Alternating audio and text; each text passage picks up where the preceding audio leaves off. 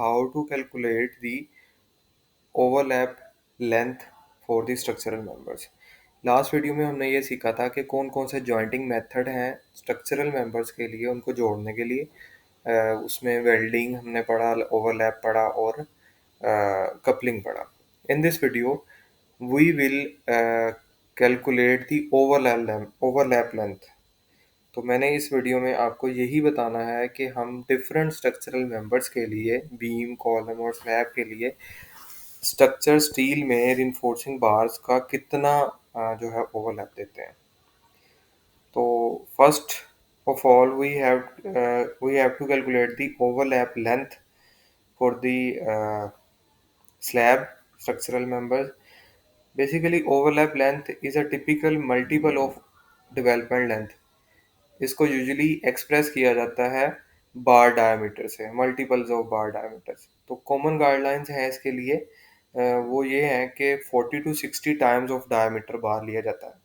For example, if the development length of the specific bar diameter and concrete strength is 30 centimeter, and if you have to choose the lapping length 40 times of the diameter bar, the lapping length would be the 40 into diameter of the bar. The lapping length would be equals 40 into diameter of the bar. Therefore, if the diameter of the bar is 12 mm or 1.2 centimeter, the lapping length would be lapping length into equals 40 into 1.2 centimeters, that would be the 48 centimeter। ठीक है, तो ये होगा lap length का formula, जो कि commonly use किया जाता है, हमारे साइट इंजीनियर्स यूज़ करते हैं overlapping for this lap. Next हम बात करें अगर कॉलम की, जो कि कंप्रेशन में है, वो तो होता है। तो कंप्रेशन में ओवरलैप लेंथ हम कैसे लेते हैं, इसमें कुछ गाइडलाइंस हैं, कुछ जो कॉमन प्रैक्टिस यूज़ की जाती है उसके बारे में बात करूँगा, और कुछ ACA की गाइडलाइंस हैं उसके बारे में भी बात करूँगा। तो specific formula for calculating the overlap length can vary depending upon the some factors, जिसमें फैक्टर्स आते हैं कि बार का डायमीटर क्या है, और वो कहाँ पे यूज़ की जा रही है, कंप्रेशन में है या थिकनेस ऑफ द मेंबर पे भी डिपेंड करती है। तो आई कैन प्रोवाइड यू फिर the some general guidelines that determine the overlap length of the reinforcement bar according to ACI, American Concrete Institute Building Code। So according to ACI 31814 Building Code, the structural concrete recommended minimum lap supplies length जो है उसके लिए हमारे पास formula है minimum values के लिए। तो D into five over 4 into tau into F S. जिसमें D जो है वो डायमीटर ऑफ रिइंफोर्सिंग बार है, जो इंचज में भी हो सकता है, मिलीमीटर में भी, जिसमें भी आप कैलकुलेट कर रहे हैं। फाई जो है हमारे पास रिडक्शन फैक्टर है फॉर द रिइंफोर्समेंट। इसकी वैल्यू टिपिकली ली जाती है 0.8 से 1 के दरमियान। और द स्ट्रेस टॉ जो है वो स्ट्रेस है, इसकी टिपिकली वैल्यू ली जाती है 40,000 PSI to 0.4 into F Y, the yielding stress of steel. F S जो है वो डेवलपमेंट लेंथ फैक्टर है।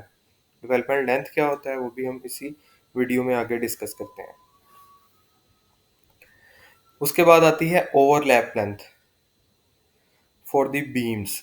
तो बीम्स के लिए जो है पर्पस यही होता है ओवरलैप का, to ensure a sufficient area of contact between the beams and that will transmit the forces effectively to avoid the weak point और द फेलियर। तो फेलियर की सूरत में हो सकता है, वो कनेक्शन की सूरत में हो सकता है। सो ये ऑल्सो हेल्प करता है डिस्ट्रीब्यूट लोड को इवनली डिस्ट्रीब्यूट करने में। ठीक है, तो इसके लिए जो फॉर्मूला जो नॉर्मली लिया जाता है वो है L इंटू डी और 30D। इनमें से जो ग्रेटर वैल्यू होगी वो हम लेंगे। ये बेसिकली होता है फ्लेक्चरल टेंशन के लिए। डायरेक्ट टेंशन के लिए हम 2LD लेते हैं, इसी फॉर्मूला के साथ LD के साथ 2 को मल्टीप्लाई कर देते हैं, इसका डबल ले लेते हैं। वो डायरेक्ट टेंशन के लिए है, ये फॉर्मूला फ्लेक्चरल टेंशन के लिए है। लेकिन जो नॉर्मली कॉमन प्रैक्टिस है साइड पे, वो लैप लेंथ बीम के लिए 60D ली जाती है।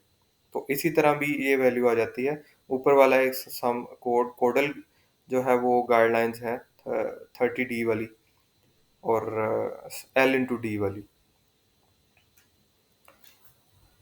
इसके बाद हम बात करेंगे डेवलपमेंट लेंथ की। तो development length refers to the length of the rebar required to develop its full strength by bonding with the surrounding concrete। ये फिगर में आप देखेंगे टेंशन इन्फोर्समेंट जो है वो ऊपर की तरफ कॉलम में गई है। जितनी वो ऊपर की तरफ कॉलम में गई है और जितनी कॉलम में गई है वो जो लेंथ होगी that would be the development length. इसका पर्पस यही होगा कि जो स्ट्रॉन्ग बॉन्ड हो जाए between concrete and between the steel between column and beam.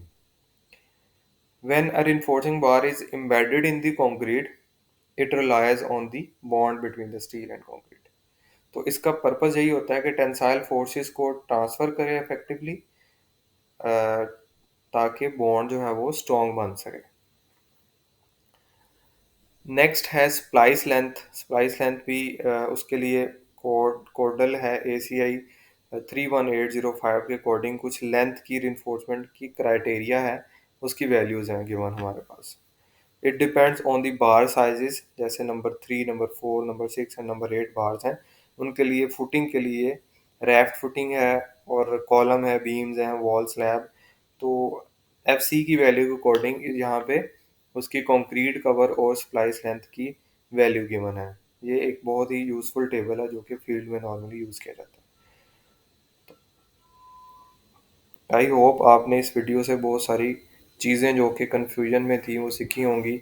Next video में इंशाल्लाह हम कुछ अच्छा टॉपिक लेके जो कि आपके लिए यूज़फुल होगा, साइट इंजीनियर्स के लिए भी और स्टूडेंट्स के लिए भी, उनको लेके आएंगे उसको लेके आएंगे टॉपिक को। Thank you for watching.